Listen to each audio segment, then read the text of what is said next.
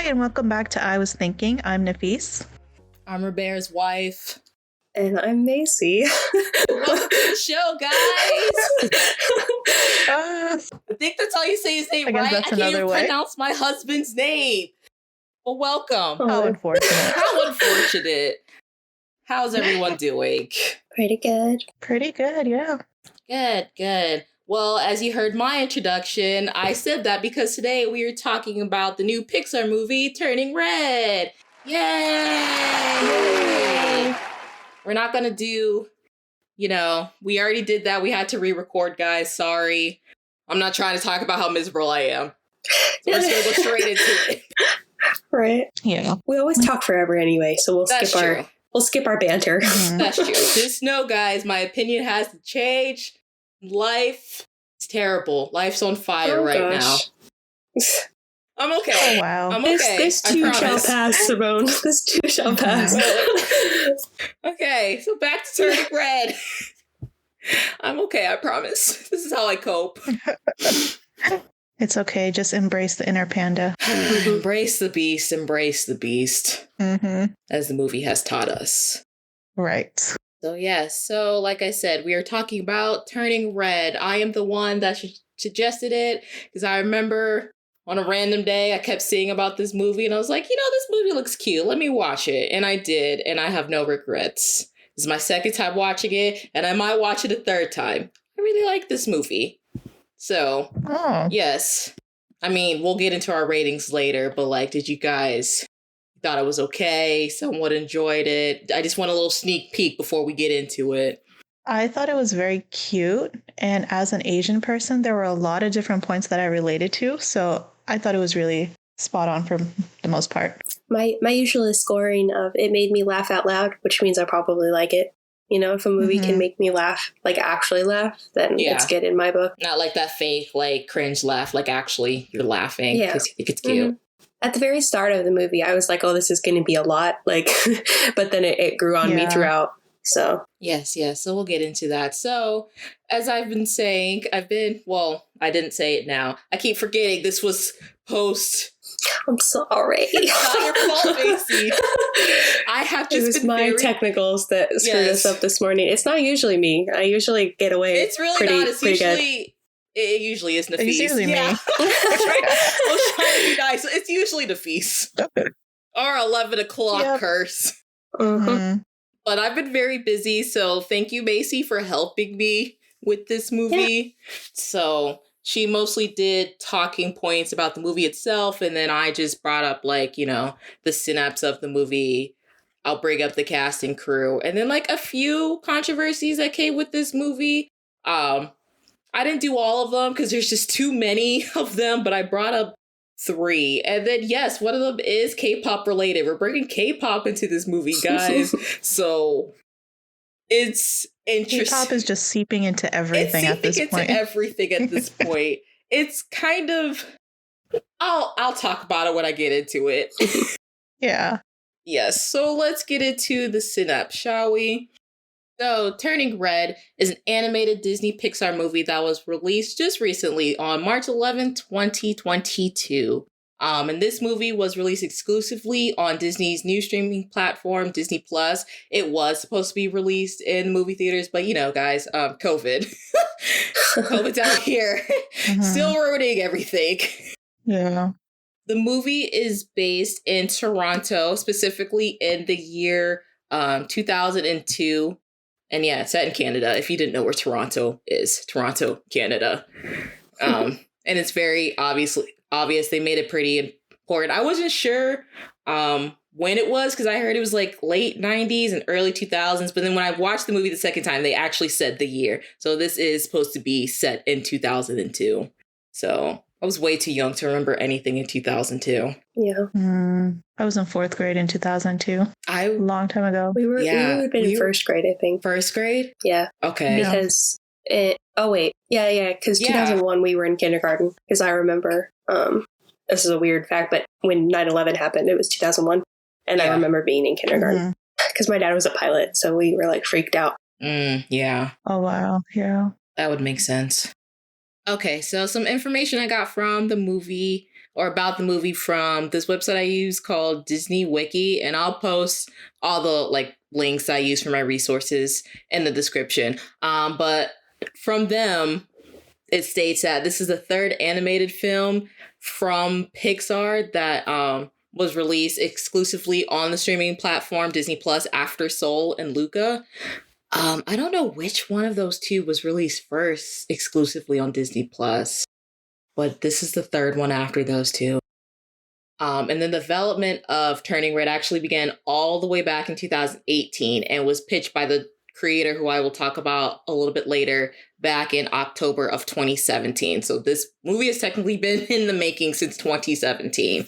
And I know a lot of movies are always like that. Like, it takes a while because, the pre-production is like the majority of it before the actual production. But then you just got to imagine like animation, like with the drawings and the redrawings and the storyboard. I'm sure there's tons of changes that usually happens and things like that. So it's crazy to think that this movie was, pitched all the way in 2017 and it just came out in 2022.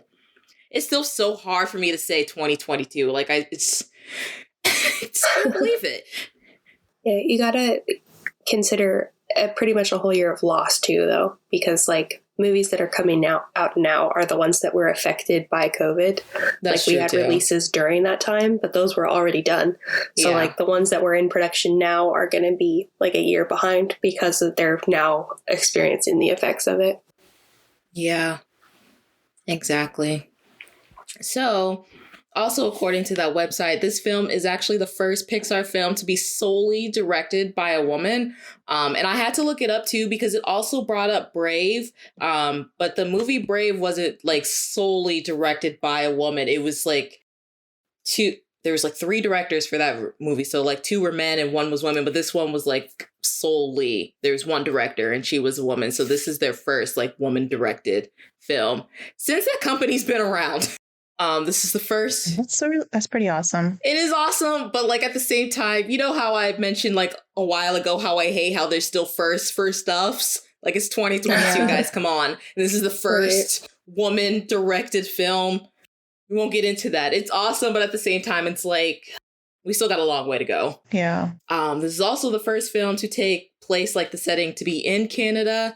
And this is actually the second feature to have an Asian lead character after Up, which I didn't know that. Is the little boy in Up Asian? I believe so. How did I never know that? Or just not paid attention, maybe? I don't think I paid attention either, now that I think about it. Yeah, after I saw that and I looked it up, I was like, oh my God, he is. But like, I don't know. I just never thought about it. I don't know if I connected it at the time, but I can see what he looks like in my head. So yeah. Yes. Yeah. And then this also marks Pixar's 25th featured film since the creation of the company. So this is Pixar's own, like 25th movie that they've made, which is kind of a lot and like not a lot at the same time. I don't know. It's interesting. And then I also wrote this down because I don't know if I ever talked about this. I've talked about like liking drawing for a while, but like I really wanted to get into animation when I was younger. I still kind of do, but I don't know. Sometimes I feel like it's too late. But there's this really good book that I had to read in college for one of my entertainment classes. I didn't finish it. I might try to see if I can find it again to finish it. But it's called Creativity, Inc. Overcoming the Unseen Forces That Stand in the Way of True Inspiration. That's the whole title. It's very long. By Amy Wallace and Edwin Catmull. And they both are basically like, I know Edwin for sure. I'm not sure about this Amy person, but he's like basically the co-founder of Pixar. And it basically is like a biography of like how the company came to be and like their struggles. Cause Pixar is like, I think they're the first company to make the first like computer generated animation that wasn't hand drawn, like all computer generated with Toy Story, right? I think they talk about that in the book, if I remember it correctly. That would make sense. Yeah. So it's really interesting because like Pixar went through a lot, and then there was like a lot of times with like they were going to go bankrupt, and like how Steve Jobs basically saved the company by putting money into it. And I need to go back and rewatch it. And then they talk about the struggle of like getting Toy Story 2 produced and like out there. Yeah, the making of that movie really almost like basically burned the company to the ground. So I do remember that from the book, but it's really good if people like to read. And I might, like I said, I might need to go back and look for it to finish it. So yes. So nice. Yes, the synapse on Disney Plus about Turning Red. So Turning Red introduces Mei Lee, a confident, dorky teenager torn between staying her mother's dutiful daughter and the chaos of adolescence. Her protective, if not slightly overbearing mother Ming is never far from her daughter, an unfortunate reality for the teenager. And as if changes to her interests, relationships, and body weren't enough, whenever she gets too excited, she poofs into a giant red panda. And then the tagline for the movie is "Growing up is a beast." I disagree with the slightly overprotective mother. Just saying. You mean she's not slightly, she's very overbearing? Very. Yeah. I feel like that's wrong wording. They were trying to say it nicely. Mm-hmm. So, but again, we'll get more into that when we talk about the movie. So let's bring up the cast and crew. So the creator of this whole movie is by the woman name of Domi Shi. Oh, I should probably say this before I continue. I am so sorry. I always have to do that if I butcher any of these names. Okay? Just letting you know, I'm trying my best, especially with pronunciation. Disclaimer. So sorry if I butcher any of these names. So like I was saying, the creator is Domi Shi. The producer of this movie is Lindsay Collins. It was written by Domi Shi, Julia Cho, and Sarah Streicher. And this was also directed by Domi Shi. So she like had her hand in this whole movie, from the creation to like the writing, the storyboarding, all that. And she was the first woman director of Pixar, and she has been working with Pixar for quite a bit. I saw her on, what is that website? I don't know why I'm bad with like acronyms. I always want to mix some letters together. It's ID. Is it IBMD? Is that the website?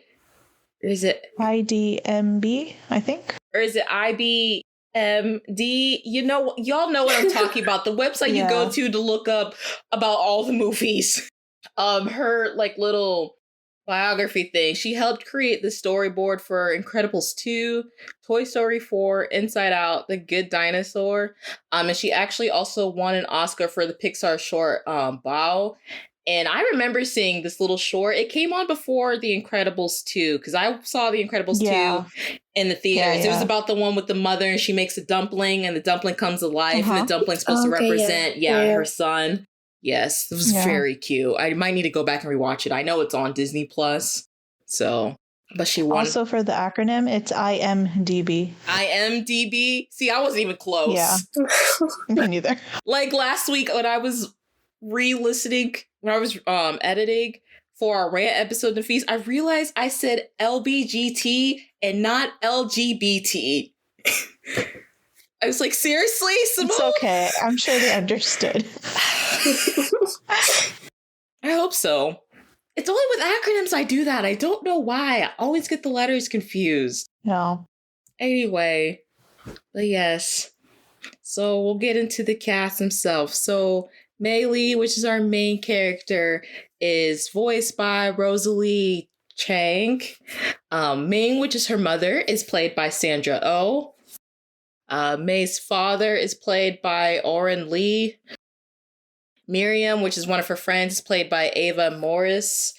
Abby is played by Hyun Park. Now, this is the one I was afraid of messing up. The girl who plays Priya, yes. Sorry, see? I think you say her name is, I don't know her last name, but the first name is Maitri. You know what, Nafis? I'm going to text this real quick. Yeah. Text this to you real quick so you can say it, because I would feel really bad if I butchered this. Okay, I just texted you. That's how you say her last name. Yeah, so Ramakrishnan. Okay. Maitri Ramakrishnan, yeah. And she plays say the character's name one more time. It's Pura, right? Priya. Okay. Priya, yeah. Like instead of Prius, it's just a ya, so Priya, you know. I don't know why I was thinking it was pronounced something different. But yes, that is Priya. She's also from that one Netflix show, the voice actress. Yes, I don't remember what show it is. I know it's pretty popular. Hold on. Never Have I Ever, I think. That's what it's called. Yeah, that one. Never Have I Ever, yeah. I haven't seen it, but I haven't seen it either. I just know No, that's a different one I'm thinking of. I'm thinking of this one called Ginny and something. So I don't know. But I do know that one is popular. Okay, so let me continue. So Tristan Alaric Chen plays Tyler. Oh, Tyler in this movie. The grandma is played by Wei Ching Ho, and Mr. Gao is played by James Hong. And then they don't have any speaking parts in this, but I thought I should just shout out the singers of Four Town. So, like, let's go with who I introduced as the wife, the main character, the leader. And I'm pretty sure the main voice in, like, all of the songs, Mr. Jordan Fisher, who plays the leader, or Robert. Shout out to Jordan Fisher, okay? Because he made this group. Mm-hmm. Jesse is played by Finis O'Connell. And if y'all don't know who that is, that's Billie Eilish's brother. This is his older brother. Okay, I thought that name sounded familiar. Yes, but... and I don't know if she also had any help with the music production in this, but I know, like, he helps her with her music. He writes most of her music, I believe so. Yeah. So he obviously helped, like, with the music production. I'm sure his voice is used in the singing for Fourth Town. Aaron T is played by Topher Nong. Taeyong is played by Grayson Villanueva, and Aaron Z is played by Josh Levi. And I also just wanted to bring up with this movie, I'll go ahead and bring it up now. I really enjoy watching, like, behind the scene things of, like, how things are created and, like, learning about the creators and stuff. So on Disney Plus, if you, like, want to watch the movie and then watch this little documentary that's on there that's called Embrace the Panda, I highly recommend it. So yeah, there is that, guys. It's the whole basis of the movie. Should I go ahead and talk about the little controversies now or wait till after we're done with the movies? I think I would get it out of the way, and then we can focus on, like, the movie itself. Talk about it now? Yeah. Yeah. Okay. So, like I said, there's a couple, because, you know, sometimes, especially when it pertains to, like, children's movie, there's a lot of things that people have to say. So, the first one is basically just about, like, the puberty talk, because this is basically, like, a puberty movie about May, like, growing up and being, like, her own person. So, like, I know seeing online, there was, like, a lot of weird discussions talking about, like, how they brought up pads, because, like, when she first turns into the panda, you obviously can tell this is about her getting her period for the first time. She's a 13-year-old girl. So it was just really weird to me, like, how there's just all these, like, negative discussions about, like, the movie talking about May getting her period. I mean, like, this is something that happens in real life, and especially if you're a parent of a woman who has uteruses, we all get our periods. Like, basic biology needs to be taught better in school, guys. Come on now. Yeah, I don't really understand why it's such, like, a taboo topic. Like, it affects 50% of the population, and the other 50% should know about it because it's, you know, eventually at some point probably going to affect them too, or their partner or whatever. You know, like, you're gonna whether you are in a relationship with someone who has one, or you are related to someone who has one, or you have a child that has one, like, it's going to affect you at some point in your life. So. Exactly. It's not something that should be held a secret, because especially like this, like, you know, we don't ask for this. If I could, like, not have a period, I would not want it. But it's something as women we have to deal with. And make sure we're dealing with it healthy-wise, too. I think most people would choose not to. It's part of why the population continues to grow. So, like, just, I don't know. I think people think that it's taboo, and people think that it's, like, quote-unquote gross or whatever, and, like, they don't want to talk about it, and, like, you should just deal with it on your own. But, like, what about the girls that don't have the proper, education, like, parental background to teach them that, you know, like, whether it's your parents or the school system teaching you about this thing that you're going to have to go through. Like, there's got to be some education on it. And if a Pixar movie can teach one little girl that it's okay to have this thing, then they've succeeded. But they didn't really go into it per se, They like don't. the details of it. Yeah. No, but like that's fine because like at the end of the day, this still is like a child's movie, but they still brought it up like it's a normal thing, which it is. So I think it's more about like the emotional thing, and then like she is embarrassed by the fact that her mom like brings that stuff to school, which by all means, the same but thing like, she did, I would have ran away. But yeah, so I don't know if they're like showing it. Are they showing it in a good light or not? But I think that was just to highlight the overbearingness of the of her mother. Yeah. Not necessarily a commentary on that. Yeah. There's no problem with bringing it up either because, like you said, this is something normal. And like girls her age and some even younger start that early. So like you want to make sure they are properly educated of what is going to happen to them. Yeah. And make sure they're healthy. Even just the mention of it in a major production is a step in the right direction. Because even though it's not like a physiological like discussion or like how you would be educated, it's just like bringing it up like it's something normal that you can just talk about in passing rather than it being weird. I also think like people have this weird like obsession over like being angry about it just because I don't know why biologically, yes, but like we associate girls that get their period with like, oh, they're ready for 6 now. And that's not the case. So it's also like this weird sexualization of the children that also makes me upset because that's not acceptable. I don't know. Like it's hard to explain, but that's one thing I was kind of taking away from like the discussion I was saying. I'm like, anyway. I don't know, but this shouldn't be something, like we're saying, to be embarrassed about or sexualize either, which is weird in itself. Mm-hmm. So the controversy itself was bringing up that topic? Yeah, like that was the whole just controversy? showing that the fact that it was just in a film. It was just in it, like showing her she had pads. That's stupid. Sorry. No, it really is. So. This forum was full of like what type of people? I mean, just about everybody. Oh, okay. Yeah. I just said that just to say that, but it was like men, women, parents.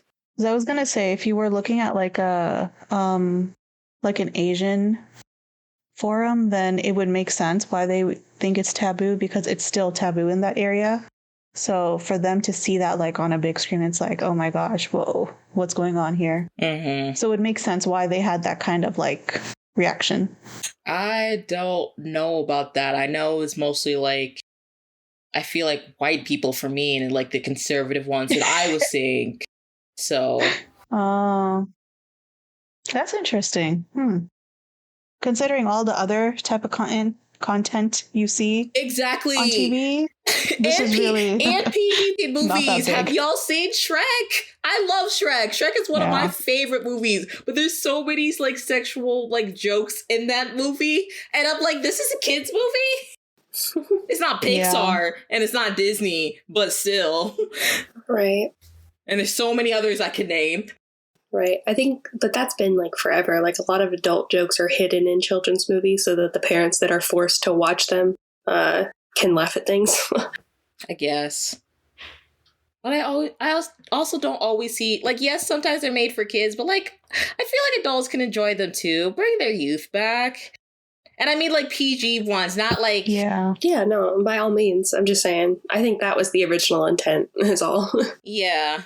I don't mean shows like, what's that one that's really popular with the children? Is it like Coco Melon or something like that? Like, don't make me watch that. But I could do stuff like this and like even some G-rated movies. So it's so funny regarding Coco Melon. Slight tangent. It's like half my kids love it and half my kids hate it. And I'm just like, Coco Melon is not very representative of like a good show. But anyway, that's a different commentary for a different episode. I know nothing about it. I am not around children, so that's just one that I know is popular among kids under 10, right? It's very popular. Yeah. So that's the only example I could bring up. I mean, it makes it onto Netflix's top 10, so you can imagine how popular it is. Yeah, no one's like our age anymore. No one remembers the Blues Clues or the Dora Explorers or things like that. So Yeah. okay, but anything else we want to talk about that first one? Just the No. personally, I just think Just it's that the it's weirdness stupid. of the just that it's Yeah. stupid.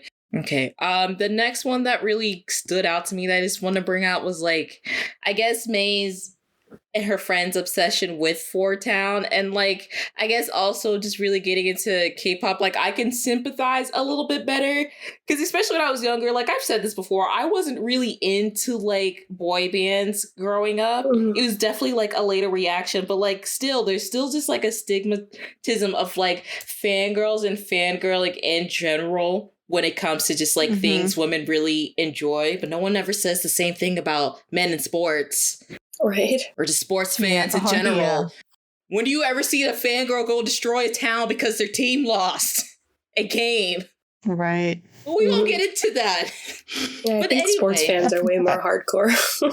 But like they're young. It's supposed to show them like they're still children. They're just excited about something. Why are you diminishing their excitement But of like something?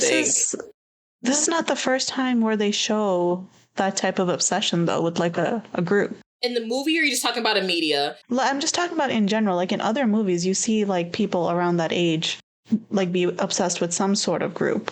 I guess because people are upset, like they're still stigmatizing, like, I don't know, maybe just like the fangirl whole mantra, which they're not all like that. And maybe because I am older, I'm not that crazy. Even if I was younger, that's just me personally, I'm not like that. But there are like people that I know or like see when I do go to concerts who just get that excited, but it's just totally harmless. So that's what I mean. The harmless ones, like they're just excited about seeing or hearing stuff that they love. Yeah. At the end of the day, it's just music. Like, it's not hurting anybody. Exactly. And some of the comments her mom was saying in the movie, the gyrating. I found that comment hilarious. It was pretty funny. The emphasis on gyrating. Yeah. But yeah. I don't know. I just saw it more like I could, like now as I'm into, I guess, my fangirl era, I could see it better and just let them have fun. And even then, I'd just be like, if that's not your thing, that's just not your thing. But like, they just want to, and plus it's a bonding experience with her and her friends. Yeah. Yeah. So I thought it was cute. They're not doing, like I said, it's harmless. They're not doing anything. I would be more concerned if they're like some people where they're like saying certain stuff online or like being almost stalkerish in a way. That's when you're kind of have to be like, okay, dial it back a little, or like, we need to talk about this. Right. But the way they were portrayed, I think it was fine. The people who are saying that these girls are like way obsessed with these boys haven't seen BTS stan Twitter. Like, oh my gosh. Because they're just, to me, that they're really just into the music and they just want to go to the concert. Like, those are their main goals. Yeah. They're not like talking about, you know, their personal lives, like, or like, you know, harassing people about this group or whatever. They're like literally just, we love these people, we love their music, we want to go to their concert. To me, that's not like nearly to the point where you see some people like online in real life. Because they're not like, that's not, if the whole movie was about their obsession with Four Town, it would be different. But like, they're just having fun, they're doing other things, like, you know, like, I don't know. It doesn't seem that big of a deal to me. Like, May is still very into her grades and stuff. Like, she's not letting her obsession with Four Town distract her from her real goals and her personal life. Yeah. Mm-hmm. She still wants to be, like, a straight-A student. Yeah. All that good stuff. Mm-hmm. I just saw it more as, like, a healthy balance.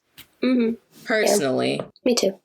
Okay, but yeah. And then our last quote-unquote controversy, like, I only wrote these down, they're all dumb to be honest, but I just thought like, hey, some more talking points for the movie. And this is the one where I feel like it's the dumbest of them all. No offense, I feel like since I'm into K-pop, I could say this, like, it's just a bunch of online stuff. So this is gonna be the long one too. So this is about who Four Town is based off of. Now, at first, okay. Do you know a little bit about this, Nafis? I have a feeling of where it's going, but So I remember when before this movie even came out, we were getting pictures of like Four Town. You know, Taeyong obviously is supposed to be Korean. Mm-hmm. And then when you saw like his little background story, a bunch of armies were like, oh my god, the creator must have, you know, based him off of Jimin. He looks just like Jimin. So then an article, I can't find the actual article, but I remember seeing this and reading it. So there was an article came out where the creator, I guess she said she based it off of Big Bang and 2 p.m. Now I'll talk about my thing at first because I don't know a lot about 2 p.m., so I won't talk about them.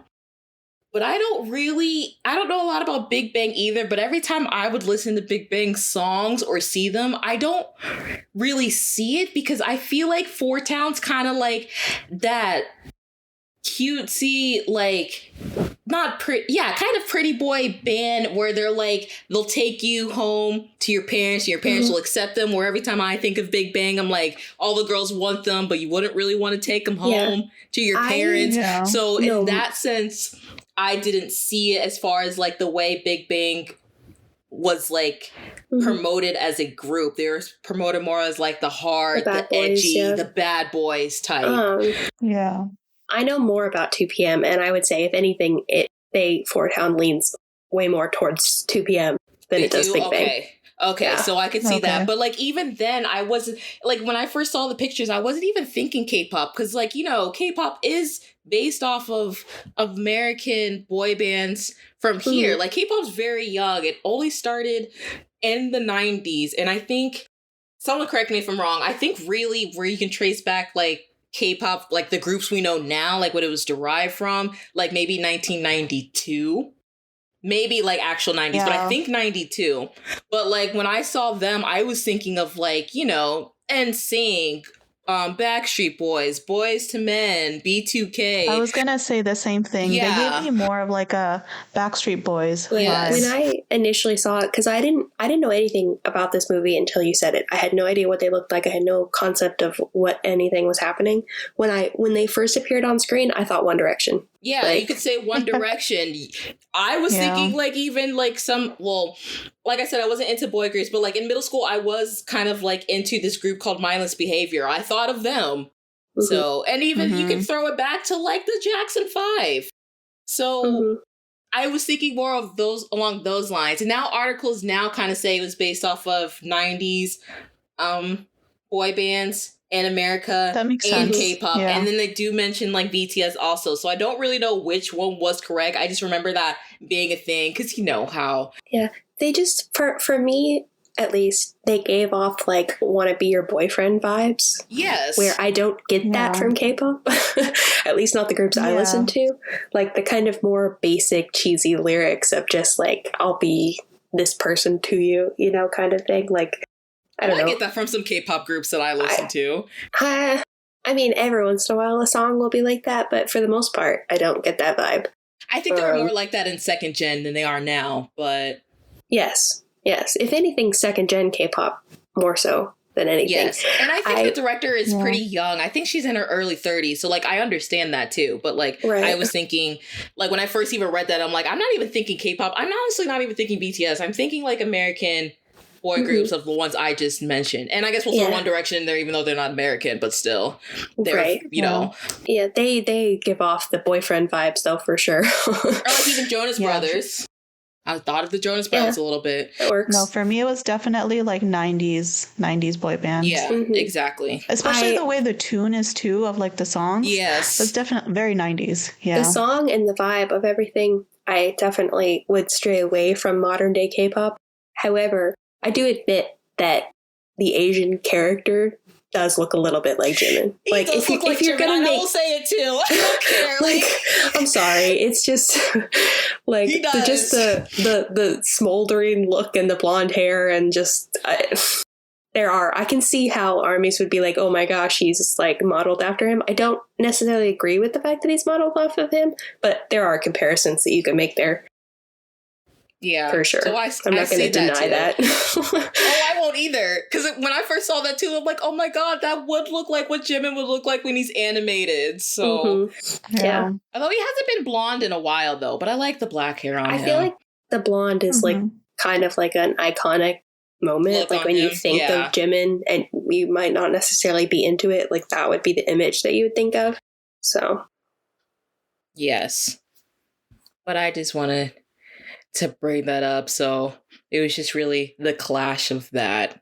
So I mostly thought of the boy groups that I named earlier. So yeah, the overall vibe of the group, definitely. Yeah. It's just, they're all just based off of different, basically I feel like boy bands throughout the decades, than what we grew up with. Right. I think people who don't actually listen to K-pop, BTS specifically, would think that this is what they're like if they had never heard any of their stuff, if that makes sense. Like the stereotypical boy band aesthetic. I think that's what they're portraying. But like, I wouldn't even go through, my mind doesn't go through K-pop first. Mine goes to the 90s of like NSYNC and Backstreet Boys. And even if when I wasn't, I'm not old enough to have been around to stand them, and I wasn't exposed to their music, except for like, the one or two popular ones. Right. I agree with you. But I'm just saying, from if these critics that are just looking at it from a faraway glance that aren't into this stuff, I feel like K-pop is exploding right now. So maybe they're thinking that it's like capitalizing off of the fact that K-pop's exploding right now, even though that's not really what modern day K-pop is like, if that makes sense. Yeah. I get it. That's my only thought process when it comes to like why critics are saying those things. I understand what you're saying. And just to derive for a little bit, just real quick, if you had told me back when I was first getting into K-pop, and specifically BTS, if that Jungkook was going to be the one that's most active on Instagram, I would have told you you're lying. Okay? Really? Man out here flirting with ARMY, and I'm only upset because I don't know enough Korean to join in. Oh my gosh. Hey, see, this is when you should be on TikTok, because I follow a guy that's translating everything. I get that on Twitter. I follow tons of translated. Okay. All right, pages on Twitter, But he says it like it's a voice. He verbalizes.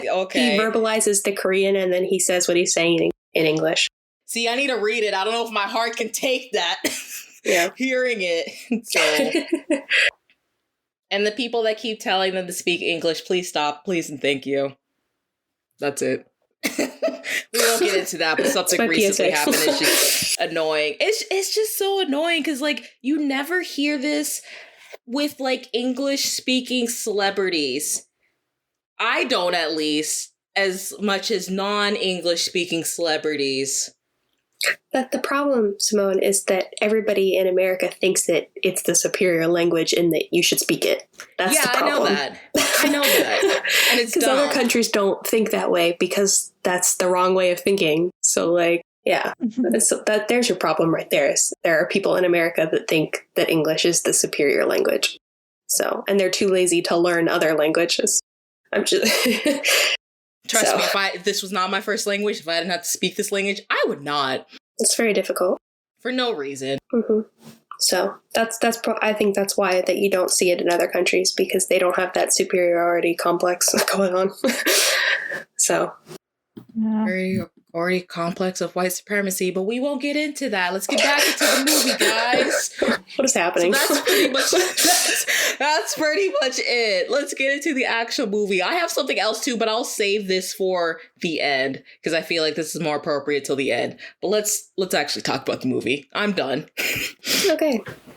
I promise. Shall we start going into my topics? Yes, please, before I go back to my rant. Okay. So my first topic that I think we should talk about is, I personally haven't really experienced this. Like, I, of course, want to please my parents and whatnot, but the idea of honoring your parents and meeting certain expectations in other cultures, I think we should talk about that first, because that's kind of where the movie starts, talking about how she, you see her, how much she struggles to meet every little thing that her mom wants right in the beginning, and how she's been raised up to this point. So as an Asian person, I can say that's like 1,000% accurate.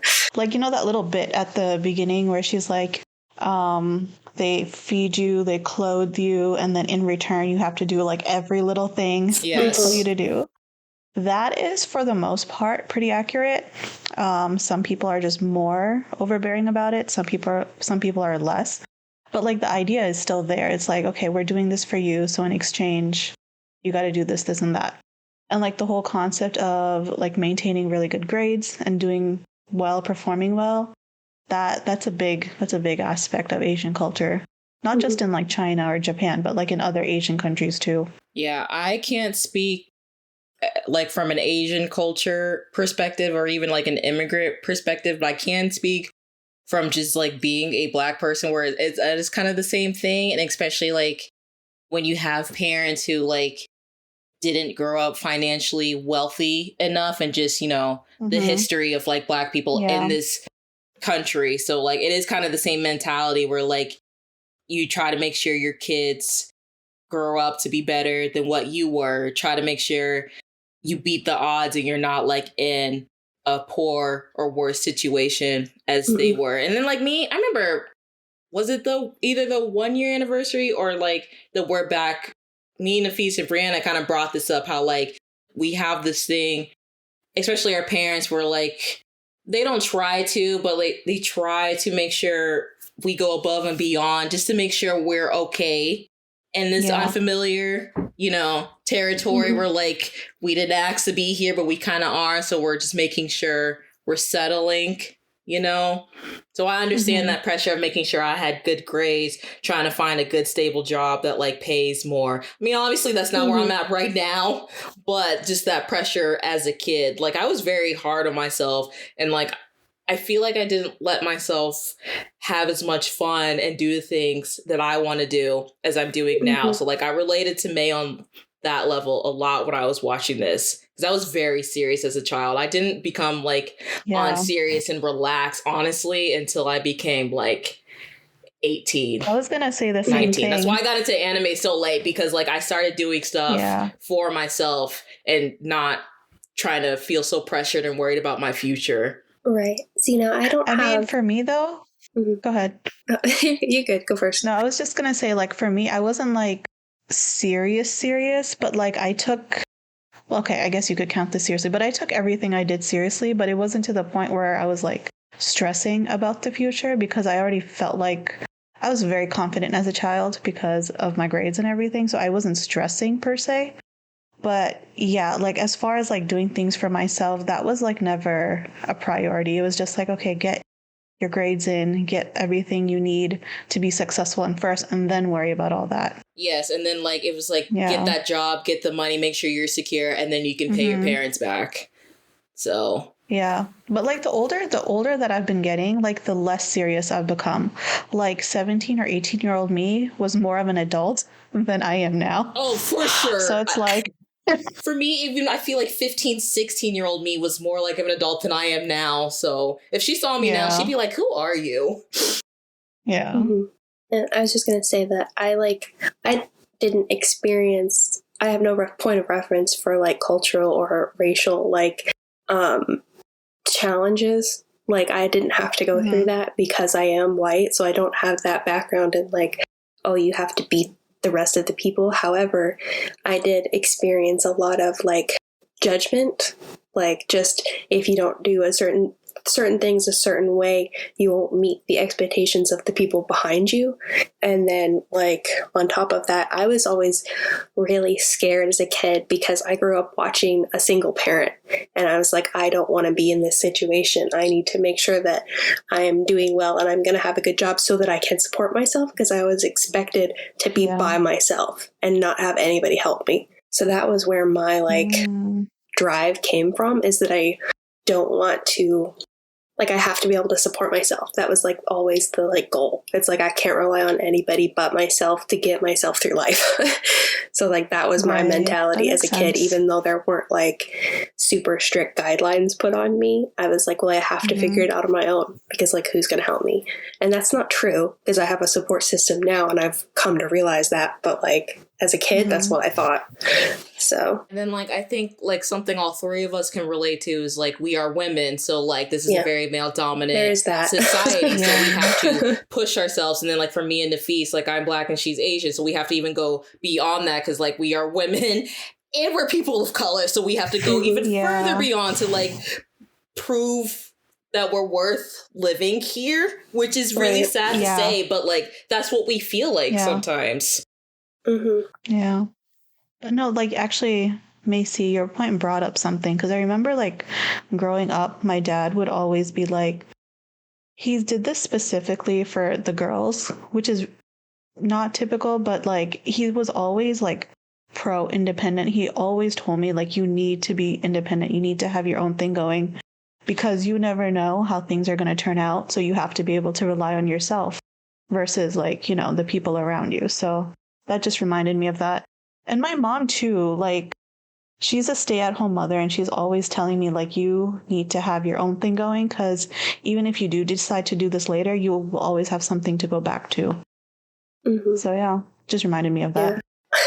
I have no like, my family doesn't have a good track record for like successful relationships. So I grew up with the idea that it wasn't going to work out regardless of what I did. I don't think that now.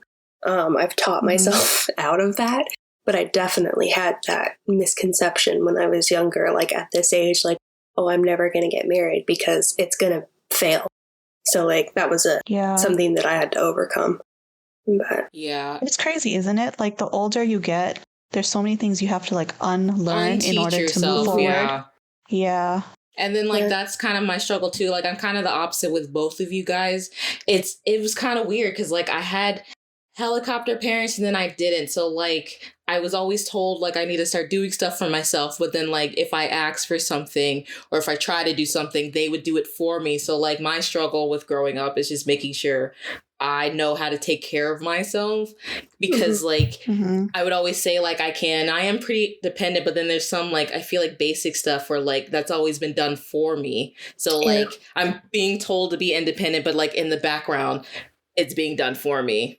So, and then another thing with like Macy, like the track record of not being a good relationship. So like, and I've said that now, like I've never been in a relationship because like I'm kind of scared they'll never work out. So I've never really put myself out there because I just never feel like they're going to work out. Right. I was definitely forced to become independent at a very early age because childcare was really expensive and my mom didn't make a ton of money.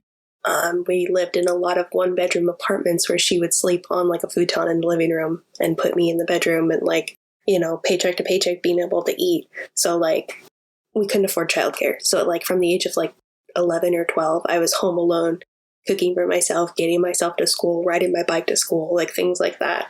So I think when you're put in that situation, you have to grow up fast and you learn those independent traits that eventually helped me in real life, but it also stressed me out as a kid. So like, I don't know. There's no perfect way to grow up, I suppose. It helped you, but it stressed you out and it made you more independent than you needed to be. Yes, at an earlier age. Yeah. So. Okay, well.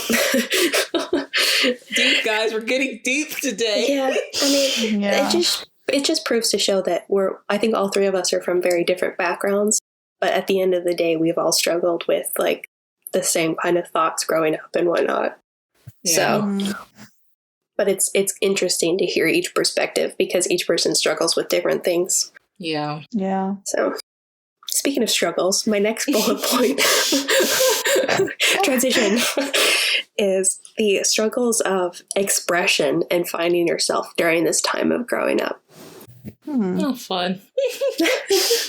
Yeah. I guess I can go first this time. I mean, I've already explained that a little bit earlier this episode. Like, I was very serious as a kid. Like, I didn't really let myself have fun because I didn't think I was supposed to, or like I'd be looked differently. Like there's this weird stereotype I was trying to get away from, like, because I am a Black woman and I feel like if I showed any type of emotion, I'd just be looked as like uneducated or like ratchet, as some people say, or ghetto. So like at a younger age, I really especially where I grew up. Like I grew up in a very predominantly white area, and even still now. So like I try to like kind of keep that to myself. When as I started getting older, I'm like, why do I really care how they perceive me like that? Like I just want to have fun. So that's really kind of my ultimate goal now. Is just, and even people like that. Like why does it matter? Right. Yeah, I definitely, like, when I was younger, I think I tried to portray myself as more adult-like than I was because of that, having to grow up quickly. So, like, at one point, like, I threw away all my stuffed animals. I used the color pink less because I didn't want to be associated with, like, being a girly girl and whatnot. And, like, stereotypical gender-identified colors that don't mean anything. Like, that's another rant. But, like, I think in recent years, I've just, like, I don't care anymore. Like, I'm a creative personality. I don't want to fit, like, this perfect, like, I guess my stereotypical thing would be girl next door. Like, that's what people place on me. And I just, I'm more of a creative spirit. So, like, in recent years, it's like, oh, my grandparents judge me for dyeing my hair pink, but I don't care anymore. Like, I'm just having more fun with, like, my wardrobe choices, my hair color choices, my music choices. It's just, I don't care anymore. Like, I used to care so much about what other people thought of me. And, like, even in like middle, like 8th grade through high school, I was so petrified of people finding out that I watched anime because I didn't want to be bullied. And now it's like, I don't care. I wear my graphic tees into work. Like, I talk about it with people, and it's just like, you shouldn't be ashamed about, like, liking certain things, like this group that they like. Like, if there's something to be ashamed about, it's just a music group that you like, and her wanting to keep her red hair and wear earrings, like, just wearing jewelry and makeup and, like, things like that. It's, like, gatekeeped at a certain age, and then I just don't care anymore. Like, I'm going to wear what I want. I'm going to color my hair what I want. Who cares what you think about it? So I definitely feel that, especially in the area that I live in. Like, I feel like it's very typical, like, you're one thing, so you're perceived as one thing. So, like, it's me, especially not, like, growing up, like, listening to that much hip-hop or not knowing the newest, like, music or TV shows that were out. Like, I was always behind on the trends. So, like, I never wanted to talk to anyone because I never knew what they were talking about. Like, I still watched kids shows until, like, a very early teen age, where I feel like most of my friends were getting out of that and trying to be, like, grown. Yeah. Or, like, my parents would always tell me growing up, if you have colored hair, piercings, or tattoos, people won't take you seriously. Yeah. So I was always afraid of that. And now I have all three, and I don't give a crap. Because if people are going to like me, people are going to like you for you. They're not going to care about what you've decorated yourself with. So. No. Ifis, you want to share with the class? Ifis? I think I've been pretty fortunate, honestly, with, like, the people that I grew up with, that I went to school with. I never really had, like, an expression issue. If anything, like, the biggest struggle I probably had was, like, my expression of faith, and that was only because I was still learning the religion at a much deeper level, so, like, some parts of it seemed hard. But other than that, it was pretty okay. The anime bit that you were talking about, I'm actually really surprised that a lot of people had, like, the stigma. Like, I didn't realize that because at my high school, a lot of the kids were into anime. So there was never, like, this, oh my gosh, you watch anime? Ew, like, that type of, mentality. Well, yeah, me and Macy grew up in, like, a small but not type of small town. So it's definitely just, like, if you watched anime, you're weird. Yes, they were, like, the kids. They all sat at one table together, or, like, along the hall, like, walls. They would sit in the halls instead of, like, in the cafeteria and whatnot. And I was very much like the rest of us were, like, I played a sport. I was on the swim team. Like, we just, I don't know, I think we were kind of in the middle, I would say. Like, we weren't, like, popular kids, but we weren't in the, like, stereotypical, I hate using this word, but weird group. Like, that's what people called it. So, like, we were somewhere in the middle. Like, just, it was very important to me to stay under the radar. I don't want to be popular. Yeah. I don't want to be weird. I just want to be normal. I don't want anybody to look at me. I don't want them to leave me alone. Exactly. I just want to come to school. So No, now but it's yeah, like high school wise, I'm grateful. Like I didn't have to go through like all of kids that. are Like harsh. we were all weird collectively. So Mhm. I mean, I guess it worked out that way. Right. Looking back at it, I probably would have had a lot more fun if I had just embraced that side of myself. But it was Yeah. too scary and I didn't want to be bullied. So And like we had Right. fun in our own little friend group, I feel like, when we Mhm. weren't at school. So But I like was even scared to tell you guys. I didn't tell you guys until we were like, I think juniors or senior in high school. Like we figured out, we had both figured out that we were watching anime and we didn't tell each other. So like, like this the is why fact me that and Macy are still friends. yeah, the fact because that we realized we were both just like hiding, yeah, being like, ourselves. and we couldn't basically. even tell our friend groups that we were into that stuff. So like that really shows how like it was perceived back then. So At least where we grew up, so yeah. That's so interesting. didn't want to be looked as the weird black girl. Because I don't even think, trying to think of a lot of people in our area when I was going to school watched anime and stuff like that. Like even Precious now, like she just started getting into anime and she's like, I don't know what I've been missing. I'm like, I've been trying to tell you, girl, it's fire. Yeah. I think it's just the stereotype of like, at that time, the stereotype of like what people were like that watched it. But people now that we're growing up, I know a lot of people that have like gotten into it later in life because the stigma's gone. It's just a cool form of entertainment now. Yeah. So, I mean, I'm sure some people still think it's odd, but like for the most part, it's not like anything crazy, you know? So That's how I see like K-pop now. Yeah. mhm. Yeah. I also like it. I think more so in middle school than anything. I was already being bullied for being overweight, so I didn't want to add to it with the anime thing as Right. well. So I experienced some bullying because of that. But so I was just so like into like I also have social anxiety, probably because of that. So I was just chameleoning myself to like, don't look at me, you know? Don't look at me. Don't talk to me. Mhm. I'm a wallflower. Yes, yeah. It took me until the age that I am, it took me till the age that I'm at now, which is 24, almost 25, to start wearing my glasses out in public again, because I did actually get bullied in like elementary school for wearing glasses. Mhm. And then when I was able to wear contacts in like 5th grade, like I would not step out of my house without wearing contacts. Right. So I'm just now getting comfortable wearing glasses. I was a chubby kid that wore glasses. I tried contacts and my eyes would just get dry. Yeah. And I'm like, no. I gave up on that a while ago, but And like, cause like even now, I'm trying to be better. Like even just taking care of like my parents. Like I didn't realize I like getting my nails done because I was always like, I don't need to get my nails done. So I've been getting my nails done more, but I'm not used to the length of when I put my contacts in because they're a little bit longer. And every time I put in contacts, my nails are super short. So that's another reason why I've been wearing glasses. Besides also my new job, you know, I sit in the computer in a room all day. So like they're restraining my eyes with the contacts. So my eyes feel a little better wearing glasses.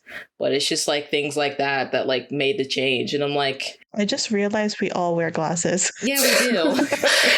And it was like, why was I always so afraid to like, there are tons of people that wear glasses, but I was just so afraid to step out outside. I love my glasses now. No, I had that same thing too. In 7th grade, like I was told I needed glasses in 7th grade, but I liked how I looked without glasses. But then it got to a point where grade. I wore glasses. No, and then it got to a point where I was like, I could not see for the life of me, and I couldn't like get my permit, like driver's permit, without it. So I bit the bullet and I just started wearing glasses. Right now, I consider my glasses part of my fashion, and I get complimented on them all the time. But it's like people are constantly asking me where I got them, so it's like completely different now. But it also might have something to do with the styles have changed. Like now, I have the clear like wire-rimmed glasses that are cool, quote unquote, where in middle school and high school I had like the really thick like oh my god, I had those horrible round metal ones at one point. Oh, I had some really ugly glasses when I was younger. I'm not even gonna lie. Gosh, I look back at photos of me and I'm like, who let me get those glasses? Right? Those are probably what you could afford too. Probably, you're probably right. To be honest, I used to wear like really squared glasses. I don't know what I was thinking, but yeah. I had the super, super thick black ones that are stereotypical, and my dad picked those out for me, and I was so mad at him at like why he would do that to me. And then I had those super like ovally shaped ones that are like metal. So the two probably worst glasses you could ever have, I had both of them at some point. Yeah. Oh God. Okay. Let's move on. Let's not relive middle school. I'm getting flashbacks. Well, that's the point of this movie. Basically, we're like reliving our youth. Gosh. And like, just like the movie, it's like cringy, but like it's part of growing up. Mm-hmm. Yeah. Yeah. I don't feel like kids nowadays go through this embarrassment like we did, especially with the fashion. Oh my gosh. It's not fair. I have pictures, right? I have pictures of myself wearing literally only blue eyeshadow. Like no mascara, no eyeliner, no nothing else, just blue eyeshadow. Too. It was just eyeshadow and nothing else. Right? Why did we do that? We were so confident that we didn't need it. That's why. No, it's because we didn't know what the hell we were doing. Mm-hmm. That's why. That too, I guess. People in middle school and high school nowadays are like professional makeup artists. I don't understand. You can see them on TikTok giving tutorials. Yeah. They all look so much older than we did. We looked like infants. Compared to stepping into middle school, and I felt like everyone looked like giants. Like I just felt like everyone was so much taller than me. And I had a growth spurt. Like I was pretty tall, like 5th grade, and I stopped growing. So like the height I am now, I've been this since like middle school. So I got tall really quickly. That was another reason I was bullied, because I was literally taller than everyone else, pretty much through 2nd grade to 5th grade. And then the boys caught up in middle school. But oh God, those times. All right, Macy, what's your next talking point? Okay. Next talking point is just the general concept of different parenting styles. So like, do you think her mother was right in being so concerned because of the fact now, after knowing that she knew about this curse that may have caused her to be so overprotective, but like, her parenting style versus like parenting styles in general, do you think she was wrong? Do you think she was right? How could she have handled it better? Whatnot? And that's my next topic. I don't think she was wrong. So like I understand where her strictness came from, because she knew like prior, like, okay, this will happen to her. Mm-hmm. I just think she could have handled some of the things better. Like when she found the notebook, instead of just rushing over to the store. I would never. I would smack my mom. I would have ran away if that happened to me. I would have wished for the ground to open and for me to just be like sucked in. Like, be like, I don't live here anymore. It was nice to know you guys. 4 townies, town forever. I'm out. Right. Yeah, and then like that other part where she's like creeping on her own child at the school. Yes, like and she just pulls out the pads. Like, you didn't have to do all that. She got trespassed from never being able to enter school grounds again from doing that. Right. It's like, if you wanted to give your kid something, go through the front office. Do like what the security guard was telling you when he was trying to get you away from the tree. Right. Like, why don't we go to the front office, ma'am? We will call your daughter here. Mm-hmm. Like, come on. Yeah. But I really like, though, how they portrayed her parenting style as like strict, but it was like there was still love there. Like, it was like a tough love type situation. So it was portrayed really well, I think. Right. I liked that they still had like a really good relationship, even if it was like slightly manipulated by her mom. I feel like she wouldn't have been so into her mom. I feel like it's almost a little unhealthy.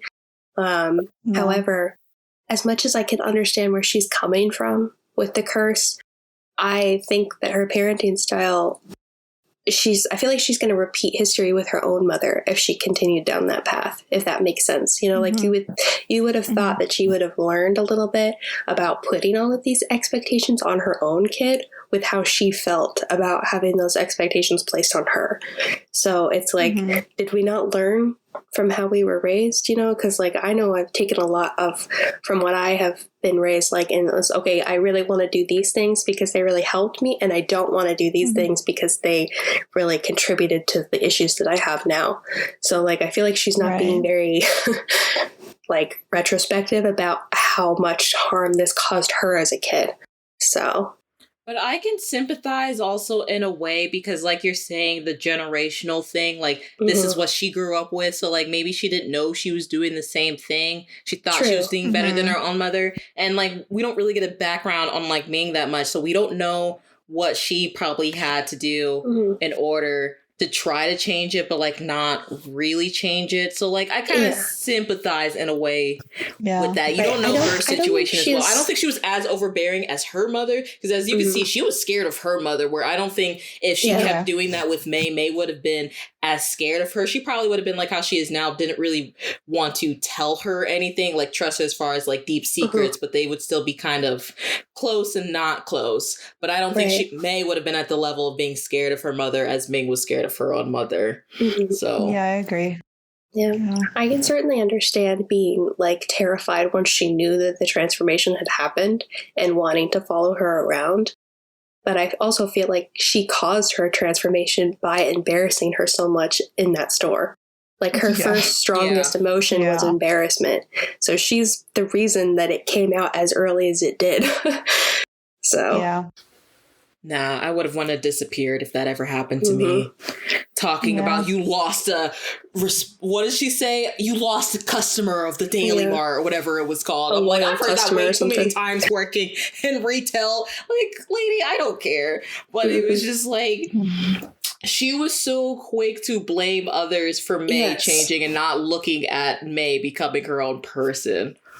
So that's actually another thing I wanted to bring up is like I understand her parenting style, but at the same time, like you said, she was always blaming other kids. Like her kid could do no harm. Yeah. When it was really just all her this whole time. We also know that too, because like May could have turned out especially differently with being like privileged and like sneaky, even more sneaky than she was if she wasn't so dorky, and like could have caused her more trouble and harm to herself if she kept doing that. If her mom was always going to become like basically take her side, even if she did something wrong, but she doesn't believe she did anything wrong. There's too many horror stories of that, like in real life, where parents are like that with their children, and their children, to be on the extreme side, become like serial killers. So like literally, I'm not even trying to joke. It can be that serious. And then like you see documentaries like, I don't know what happened. You know, my child was always the best. They got straight A's. They could never do no wrong. So yeah, lady. Okay. Yeah. And then another point I wanted to bring up about like I think the parenting styles may have some effect on this. The fact that her mom's panda is so much bigger. Oh my God. I was so surprised at the end. I was like, yo, her mom is so big. Like that is really remember when the husband was talking about how like hers was destructive, but like we didn't really have an idea how big it was until we saw it. Then everybody's bigger than her mom's, bigger than her sisters. Like it was as big as the stadium, the Sky Dome. Do we agree that like the size of the panda is based on the repressed emotions? Is that what we're? Oh yes, for 100%. Okay, and so and May's is the smallest, so her parenting style probably is the best out of all of the pandas so far. Yeah, but because we don't know like her aunts, like their children. But, like, also, I don't know the age range between Ming and her sisters. Because, like, I don't know if she felt so much pressure. Because I don't know if she's, like, the firstborn. Or maybe she's, like, the lastborn. To where, like, she felt like she couldn't keep up with her sisters. Or, I don't know in that situation as well, either. So, because it doesn't seem like her mother was as harsh as her sisters as she was on Ming. Except for Lily. She kept telling Lily to shut up. And I was like, damn, what you got against Lily? Every time she started like talking, she'd just be like, Lily, be quiet. So that was a little like funny, but at the same time, that might be why Ming's was so much bigger than the rest. I don't know where the age range and the like pressure she was getting from her mother ranged as far as among her sisters. I'm not sure if you guys caught this, but remember how like when they were doing the ritual for Mei Mei and like the mother's her amulet started to break, and then everyone was like, how could you do this? How could you like fail and things like that?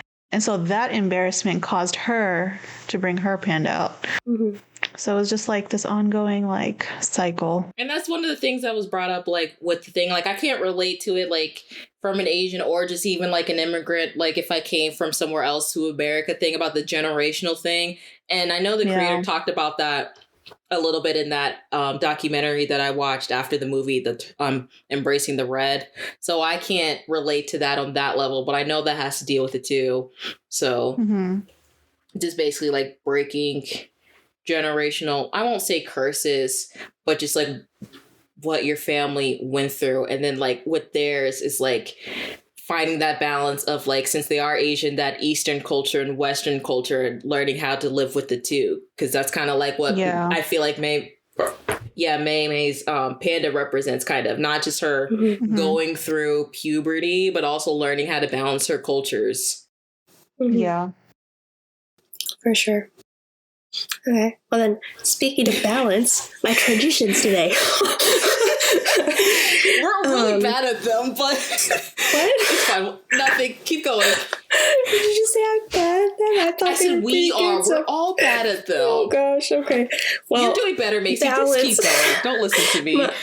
My next point is like the importance of outside influences and friends to like balance this like work life cultural, like I feel like her friends were really the reason that she was able to control this. So like talk about the importance of having outside influences that taught you, you know, different things than just your family taught you. Yeah. I think it's important to have positive outside influences, whether it's like in the form of a mentor or friends or just people you work with. Like I know that having people who are on your side makes dealing with like personal things much more easier, kind of like how Maymay was going through. And I think it helps too when you have people that like know your situation but aren't in your situation, so they can give like different perspectives. Not like you always have to take their advice, but they can help a little bit. Clarity. Yeah. You can see things from like an outside view. Yeah, basically. I also feel like if you're exposed to a lot at an early age, if you're too sheltered, you can be thrown into the world and then just absolutely fall apart when you're like tasked with functioning, you know? So me like, right now. Right. So like having her friends' perspectives and having like the outside influences of school and like people really embracing her panda, like they weren't scared of her, they wanted to be around her, they liked the new her, gave her the opportunity to make that decision for herself at the end. Yeah, even that one boy, what was his name? Tyler. The one with the braces. Tyler. Yeah. I don't know how I felt about Tyler because he was kind of like a bully, and it was, I won't say it was weird to accept him into the friend group towards the end, but like, I don't know. I mean, it just shows that they aren't jaded, you know, that they're willing to let bygones be bygones and like accept somebody that they have a common interest with. So better to repair bridges than burn them. That's true. So it was so funny when they saw him at that concert. Right. I think it shows a good example of child innocence. Like they really don't hold things to heart and they're very willing to forgive, you know? So you just need to have a common interest and everything else can fade into the background. Yeah. And another thing I want to bring up too, it's like, which I can relate to May a lot, which was like, with your friends, I know sometimes your parents try to have what's best for you, but like making sure you decide your friends on your own, because I can relate to that where like growing up, I would have certain friends and your parent would kind of just like talk about them like, I don't know about this one. Like, you know how sometimes she would say slick remarks about what's her name? Is Miriam? Yeah, where she was like, I think Miriam's kind of holding you back, or like, I just don't know what's wrong with that girl. Right. And like how she didn't really listen to her. Mm-hmm. Well, I think it also illustrates like the fact that your parents are also humans and they're not always right, you know? No. So like sometimes having outside influences can help you make decisions that maybe your parents don't have the perfect answer to. So it was just like that. I do wish I was a little bit closer to my friends growing up, though. I feel like I'm closer to Macy now than I was growing up. And I think that has to deal with what we both talked about earlier, but like kind of being afraid we would be judged for our interests. So it was hard to confide in people because I didn't want to show weakness. and I didn't want to like rely on people too much because I knew the whole relationship things. I was always worried that my relationships were going to fail. So I didn't want to become too invested and then lose it, which is horrible for like a 13-year-old to be thinking, but yeah. Well, like you said, you had to grow up at an early age. So yeah, it's the reality of it. Just because of the environment you're in. So. Mm-hmm. Mm-hmm. And like in recent years, now that I've kind of let go of that, I'm so close with my mom. Like we're best friends, you know? So I feel like me getting over that has allowed me to become so close to her and be able to talk so like intimately with her and my friends. Like I can really express myself now. So at least it didn't damage me in the long run. Yeah. Yeah, that's good. At least to a certain extent. I'm sure I have. Yeah. You're still certain scars. The other day, and that's still your mom. Yeah, so I'm still very afraid of relationships. So like commitment. Yeah.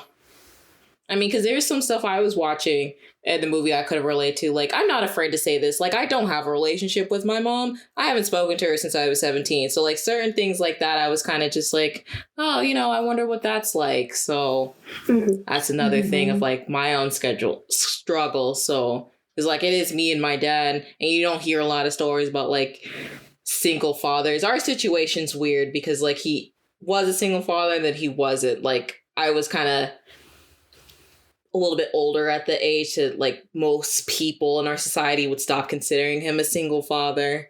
So, but that's other things that like, you know, shape the way I grow up. So, transition.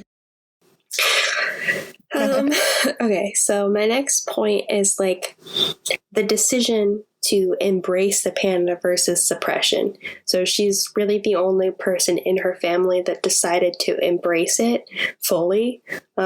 If you were in her situation, would you embrace it or would you suppress it? And like, why do you think she came to the decision she did?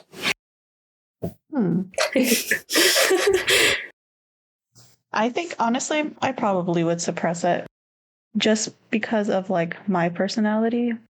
It's easier for me to suppress something than to be that expressive. But with her, she had more to gain from keeping the panda than from suppressing it. So I could see why she did that. Yeah, she learned to live with it more than I think probably all the women in her generation really learned, honestly. Besides, like, the creator.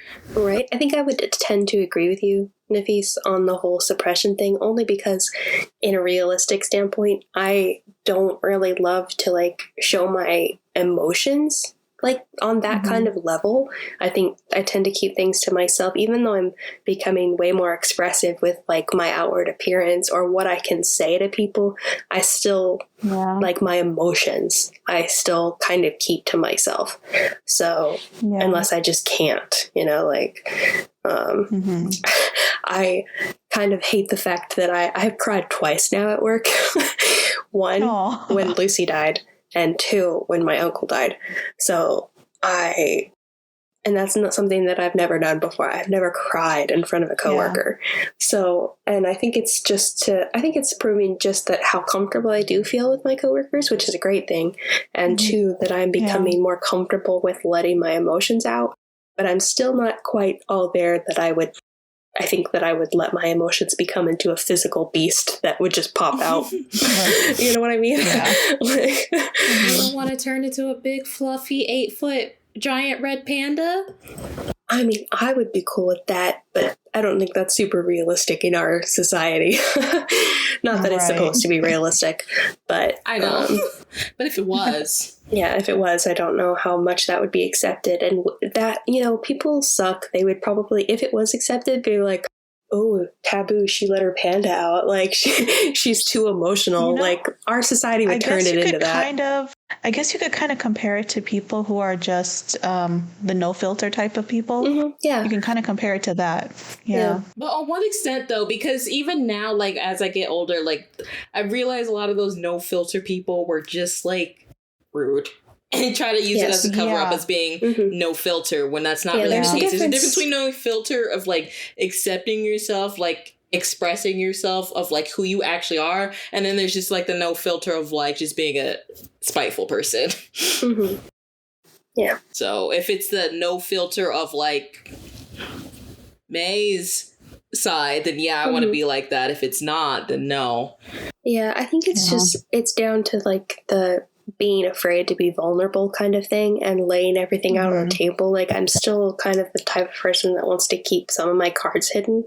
So it would be very hard for me to just completely release it all like that. Yeah.